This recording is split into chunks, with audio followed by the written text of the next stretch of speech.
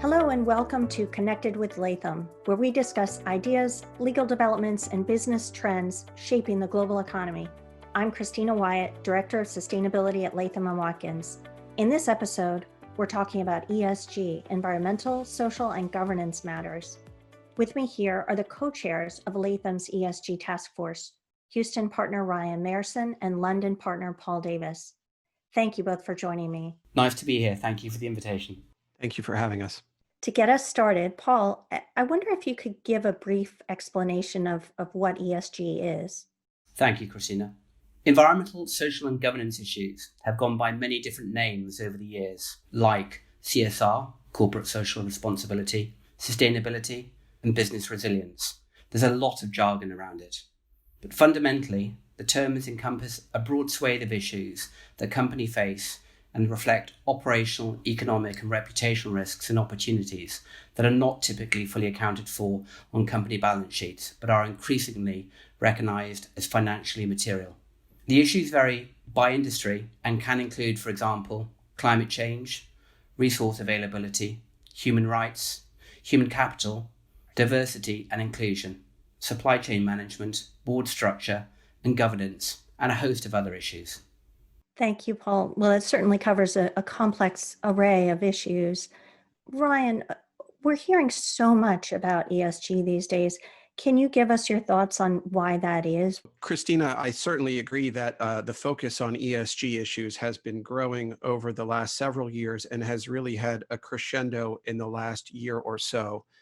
And I think that's really the result of the convergence of interest in ESG issues coming from a number of different areas. Customers are paying attention to ESG issues. Employees, and particularly younger generations of employees, are focused on ESG issues, and they want to work for companies that they know care about the impact those companies are having on the environment and how the companies treat their suppliers and their employees. More than anything else, though, I think the primary driver of ESG focus of late has been investors and shareholders who are holding companies to account for their ESG performance. As evidence of this, investors controlling nearly $90 trillion in assets have signed on to the United Nations Principles for Responsible Investment, which reflects their commitment to incorporating sustainability into their investment processes and to hold the companies in which they are invested to account for their ESG performance. As a result of these factors, companies are seeing that ESG presents real legal and operational risks that they need to attend to, but also real opportunities. Great, thanks, Ryan. I'd like to come back to this question of opportunities, but just for a second, if we can drill down into the question of why investors in particular are so focused on ESG. From your perspective, Ryan, what's driving this interest on the part of investors in ESG? Many investors have come to view ESG as a critical measure of investment risk and opportunity. And as such, it's become a material financial factor that investors consider when they make their investment decisions. What investors are seeing is that companies that are focused on identifying their material ESG risks and opportunities are simply better prepared to adapt to the changing world we live in.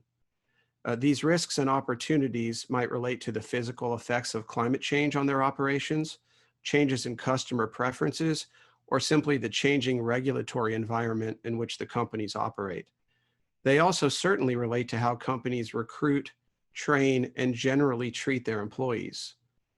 These risks and opportunities also relate to how companies source their supplies, to the diversity, integrity of their boards. These are all things that investors and shareholders are considering when they assess how well run a business is.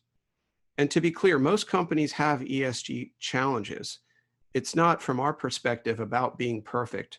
Really, it's about how well companies do in identifying these risks and how thoughtful they are in building plans and programs to address those risks. Thank you, Ryan.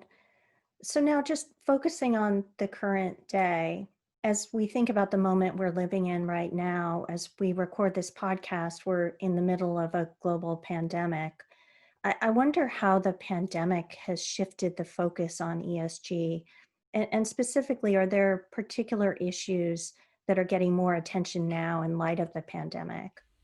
I think the past year has shifted the focus strongly from the E to the S. We entered the year with climate change as the top ESG issue, but now climate change clearly is still very significant, but the S of ESG has pulled up to at least equal footing with a focus on employee and customer health, welfare issues, difficult issues around furloughing and layoffs, and significant concerns around supply chain issues. And of course, the issue of racial justice, which has clearly risen to the forefront. Thank you, Paul. And now perhaps we can jump back to the issue that Ryan raised a little bit earlier and talk a bit about ESG opportunities. We certainly hear so much about ESG risks, but what about opportunities? What are some of the opportunities that ESG can open up for companies and for investors? First off, opportunities for companies that innovate to build new technologies and processes. The transition to a lower carbon economy has and will continue to create massive opportunities for companies in or moving into renewable energy, electric, autonomous mobility, energy efficiency, carbon capture, and other fields. And secondly, opportunities for companies that demonstrate that they care about their broader stakeholders, opportunities to gain customer and employee loyalty, as well as investment inflows, noting outperformance of ESG funds, for example, during the pandemic. Yeah, thank you, Paul. Very interesting, and certainly lots of opportunity out there. Now, just stepping back for a minute, of course, companies are in different places in terms of the maturity of their ESG programs. Do you have any specific advice for companies that are new to ESG issues, and how can they get started in addressing their ESG risks and opportunities? Kristina, it's Ryan. I might answer that. I think you start by recognizing that ESG covers such a wide swath of issues and considerations that the issues facing one company are likely different from those facing other companies. So it's important for companies to start by identifying the ESG issues that matter to them and that impact them as well as their customers, suppliers, employees, and stakeholders. And I would say there are a couple of broad recommendations we could make regardless of the geographic location, the regulatory overlay, or the industry focus of the business. And the first would be to look across functions within the organization. See how ESG issues, broadly stated, are being addressed or whose responsibility they are. For example, if sustainability is in a silo within one group at the company, it might be appropriate for the company to think more broadly about how sustainability might touch other areas of the business. Here at Latham, for example, we work hard to bake sustainability into everything we do, with the goal of having it become a part of our fabric as a company. Another general recommendation we could make would be to take an industry-focused view to help the company identify the material issues that are most likely to impact it as it relates to ESG. Looking at the SASB standards for your industry, what your peers are saying and doing, and of course, working with your legal counsel to ensure that you understand and address the growing list of legal issues that arise in the world of ESG, whether that's disclosure, governance, litigation avoidance, or supply chain management. What are you finding are some of the biggest challenges that companies face when they're trying to address their ESG issues? The magnitude of the number of issues that clients have to grapple with, and I think technology plays a really pivotal role going forward, because it allows clients really to embrace not only the ESG issues that they face themselves, but also their broader supply chain. And without technology, that is very difficult indeed. So we work with a number of different providers to identify and to deploy technology which allow clients to better address their environmental, social, governance impacts, and to interact with third parties like suppliers in order to understand what their resilience is within their supply chain and other impacts that may come into play. I agree with all of that. I would just add, the question we often hear most from the US side is where to start. So there's a sense that ESG issues, broadly stated, are of growing importance to all the constituencies we described. But from the US public company perspective, particularly in light of the lack of clear disclosure guidance on the US side, the question we probably get most often is, how do I begin to understand and tackle these issues, given particularly that they cut across the entire organization in different ways, and will implicate the need to pull in resources from across disciplines, across geographies. So the question often is, how do I start getting my arms around this thing called ESG? And I know our close relationship with so many of our clients gives our partners valuable insight into our clients' operations, their cultures, their business models, as well as their legal challenges.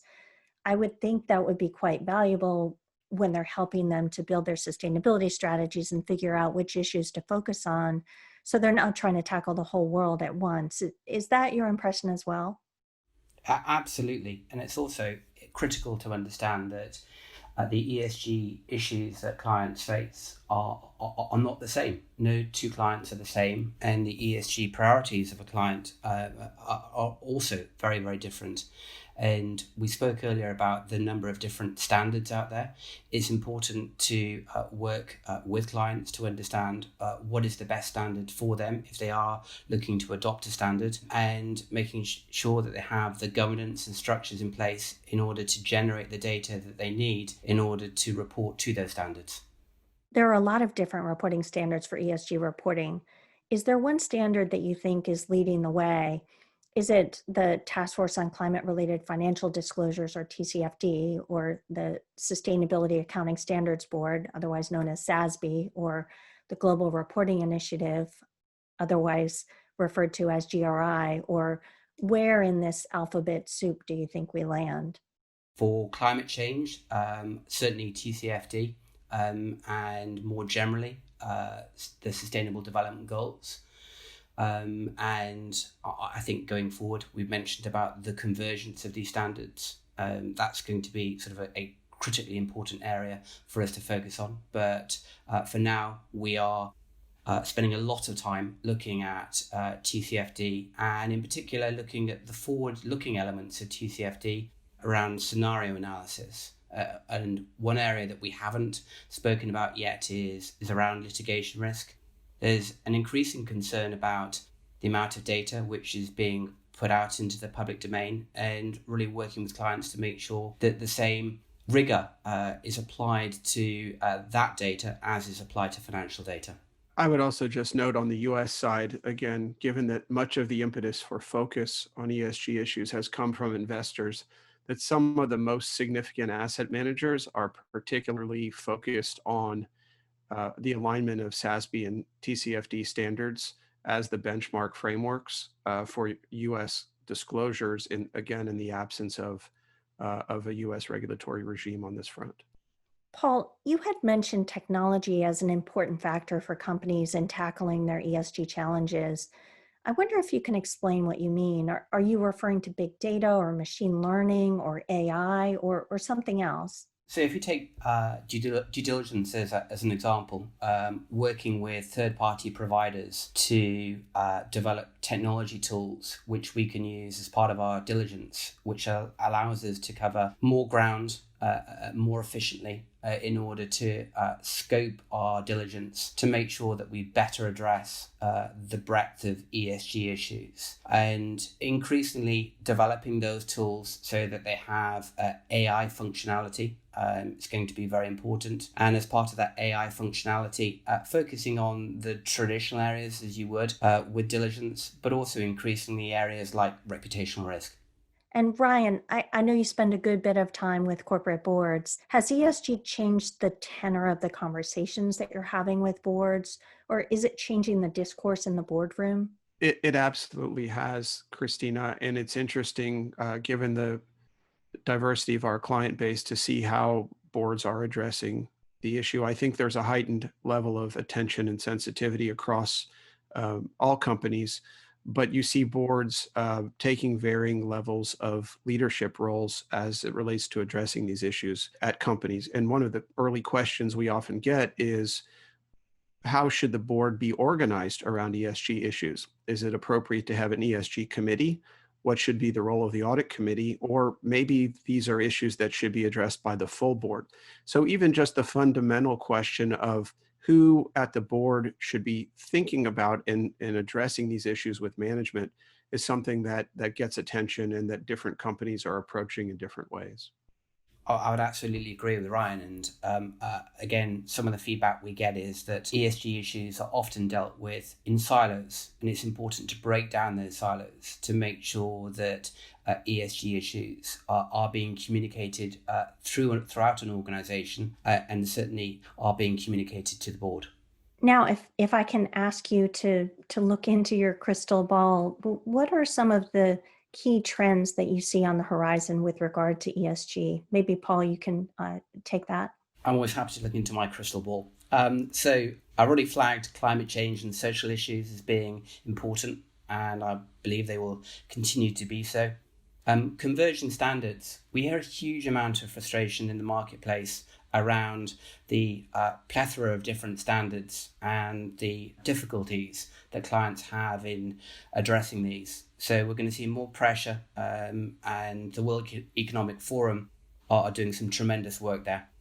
Building back better. There are a lot of people focused on actually what happened in 2008 and now looking at the pandemic, seeing whether steps can be taken to build back better with a real focus on sustainability. So that's certainly another one to watch.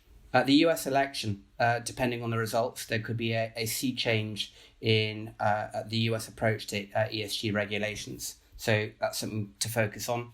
And a real focus on a range of issues that have somehow gone under the radar, but really pose important and systemic risks, such as biodiversity loss.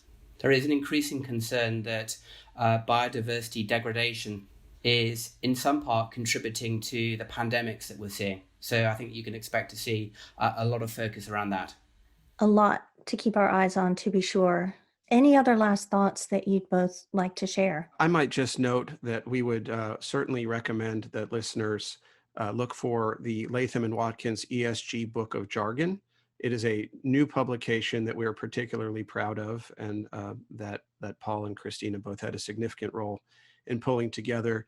It's part of a series of what we call books of jargon that Latham has published that are intended to provide insight and as well as making the reader, at least if not fluent, conversational in the issues that arise in different areas of the law. We think our ESG Book of Jargon is unique and is intended to be helpful as folks come to address these issues and understand them more deeply. I would absolutely agree. And a client recently said to me that they found that the Book of Jargon helped them to demystify the alphabet soup of terminology that they were having to grapple with. So it's well worth a read. And I would just finally note that as I look forward to 2021, I think that ESG will be more prominent than ever, both in terms of risks, certainly, but also all of the opportunities that we see out there. Thank you both very much for joining me on this episode. Happy to be here. Thank you. Thanks for having us. Well, thank you both very much for your time today. And thank you for listening to this episode in our Connected with Latham podcast series. You can subscribe and listen to new and archived episodes of Latham's podcasts on lw.com, Apple Podcasts, Google Podcasts, Spotify, or anywhere else you listen to podcasts. If you'd like more information about the topics in this podcast, please email us from links located in the show description. We hope you'll join us again next time. This podcast is provided as a service of Latham and Watkins LLP. Listening to this podcast does not create an attorney-client relationship between you and Latham and Watkins LLP, and you should not send confidential information to Latham and Watkins LLP. While we make every effort to assure that the content of this podcast is accurate, comprehensive, and current, we do not warrant or guarantee any of those things, and you may not rely on this podcast as a substitute for legal research and/or consulting a qualified attorney. Listening to this podcast is not a substitute for engaging a lawyer to advise you on your individual needs. Should you require legal advice on the issues covered in this podcast, please consult a qualified attorney. Under New York's Code of Professional Responsibility, portions of this communication contain attorney advertising. Prior results do not guarantee a similar outcome. Results depend upon a variety of factors unique to each representation. Please direct all inquiries regarding the conduct of Latham & Watkins attorneys under the New York's disciplinary rules to Latham & Watkins, LLP, 885 3rd Avenue, New York, New York, 10022-4834. Phone number 1-212-906-1200.